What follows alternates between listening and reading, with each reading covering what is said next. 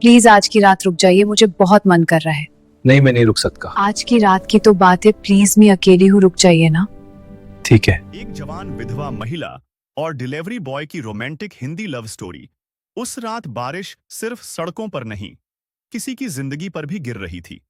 एक 14वीं मंजिल का फ्लैट, एक अमीर विधवा और दरवाजे पर खड़ा एक डिलीवरी बॉय। उसे सिर्फ खाना देकर लौट जाना था, लेकिन उस दरवाजे के अंदर उसकी किस्मत उसका इंतजार कर रही थी। वो औरत जिसके पास सब कुछ था, सिवाय साथ के। अहमदाबाद की सर्दियों में बारिश का मौसम शुरू होते ही सड़कें बदल जाती हैं। पानी की चादर बिछ जाती है, ट्रैफिक धीमा हो जाता है और रातें लंबी लगने लगती हैं। आरव, 29 साल का जोमेटो डिलीवरी बॉय, उसी बारिश में अपनी बाइक पर दिन का आखिरी ऑर्डर लेकर निकला था।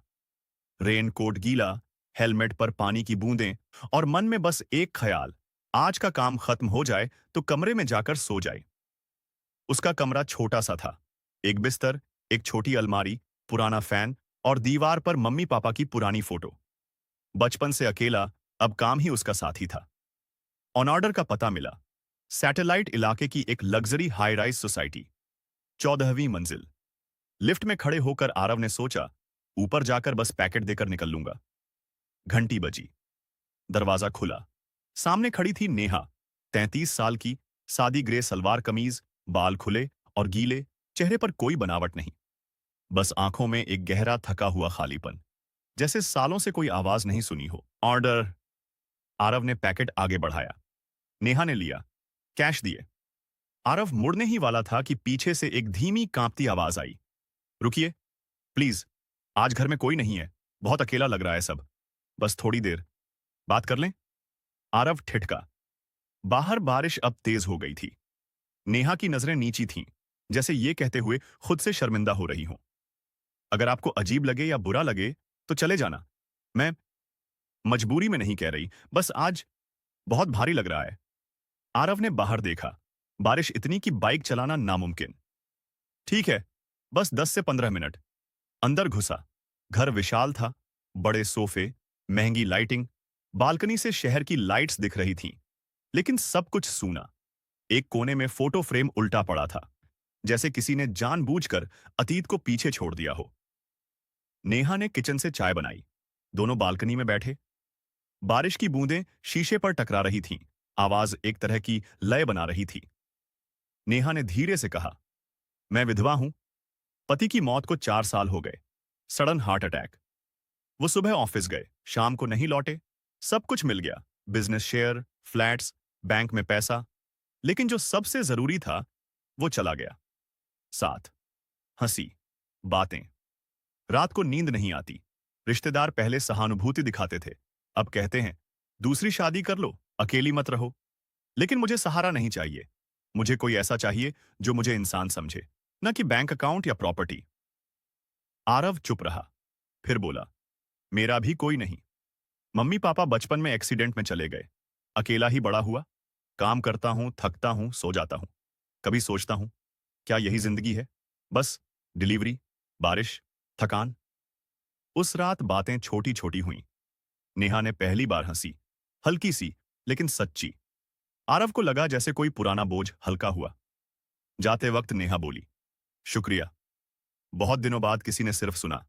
कल फिर अगर रास्ता पड़े तो। अगले हफ्तों में आरव का रास्ता बार बार उधर पड़ने लगा। कभी ऑर्डर था, कभी बस मन हुआ। मुलाकातें बढ़ीं, चाय पर बातें। नेहा की उंगलियां अनजाने में आरव की हथेली में रुक जातीं। आरव की सांसें थोड़ी तेज हो जातीं। नेहा कभी अपने पति की बात करती, कभी हंसकर कहती, वो बहुत अच्छा इंसान था, लेकिन अब मैं अकेली हूं। एक शाम नेहा ने कहा, आरव, तुम्हारे साथ बैठकर लगता है मैं फिर से सांस ले रही हूं, जैसे जिंदगी रुकी नहीं थी, बस थम गई थी। आरव ने उसकी आंखों में देखा। मुझे भी, लेकिन डर लगता है। तुम्हारा स्टेटस, मेरा काम, लोग क्या कहेंगे? तुम्हारे रिश्तेदार, सोसाइटी। नेहा ने उसके गाल पर हाथ रखा, बहुत धीरे से। लोग कहते रहेंगे, मुझे सिर्फ तुम चाहिए, बराबरी वाला, न ऊपर न नीचे। धीरे धीरे रोमांस गहराया। हाथ पकड़ना, कंधे से कंधा लगाना, बालों में उंगलियां फेरना, सब शुरू हुआ। एक रात बारिश फिर बहुत तेज थी। नेहा ने फोन किया, आ जाओ, आज मत जाना, पूरी रात रुकना। आरव गया। दरवाजा खुलते ही नेहा ने उसे गले लगा लिया। दोनों की सांसें मिल गईं, होंठ मिले।